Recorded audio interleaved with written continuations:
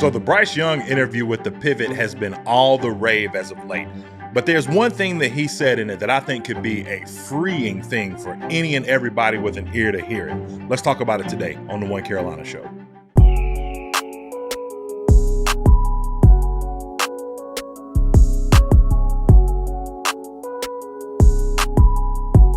I tell you, man, Bryce Young's one of these kind of people that anytime you hear him speak, anytime he's in an interview or anything like that, you just get more confident about him. And I'm super confident about what he can do at the next level and his ability for the Panthers.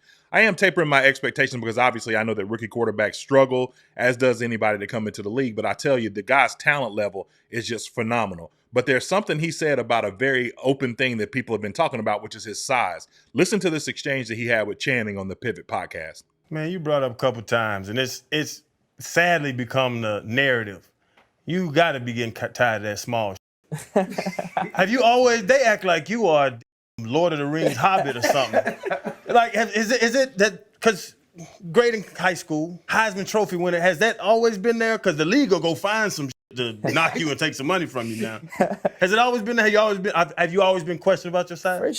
For sure. Literally, I couldn't remember a time I wasn't. I've always been, respective to the people around me. I've always been this height. I've always been shorter. I've always been smaller, and I couldn't. And I think a lot of people always say like, "Man, you must be sick of this draft process." People talking about your size, like I'm 21. I've been dealing with this my whole life. Like this is not new at all. Right. And it's okay. Like, for me, I'm not someone who really wants to go out and combat everything people say about me or refute. Or honestly, I don't even think. I don't look at people as, man, they got it wrong. That's messed up, man. They're doubting me. I feel like that's the beauty in sports. Like we all believe in, we all have our favorites and root for certain people, and we all, we all have opinions on every individual athlete, and that's cool. Like I'm good with that. For the people that support me as and believe in me and all that, I'm super grateful.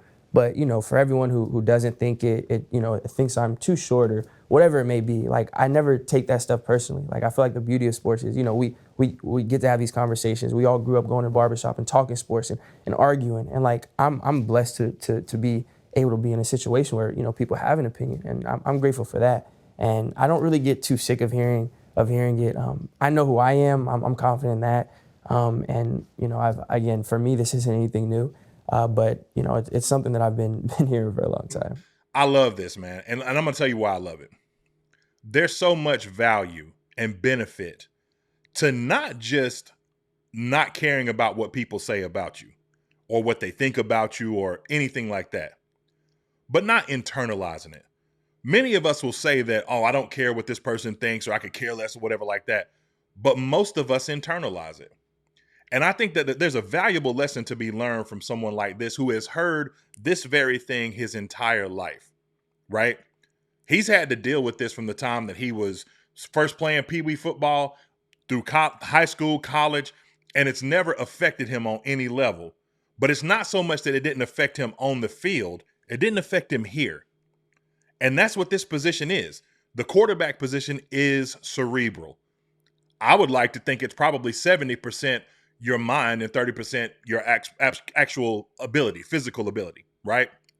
But like I said, there's something to be said for people who can internalize or not internalize the negative. We see it all the time. You'll see people, someone will say, you'll have 100 peaceful and positive comments on your video if you're a content creator or if you're on Twitter, Instagram, things like that. But that one comment that somebody says negative sticks out to you, and it's usually the one you respond to. It's like, why? I think internally we all have this kind of, bend to where we want people to like us.